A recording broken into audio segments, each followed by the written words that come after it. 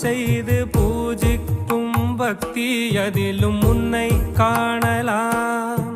பசி என்று தன் முன் வந்து கையேந்தி கேட்கும் போது தன் உணவை தந்தால் கூட உன்னை காணலாம். உன்னை காண பல கோடி இங்கு வாரி இறைக்கிறார்கள். எளிதாக உன்னை சேர இங்கு யாரு நினைக்கிறார்கள்?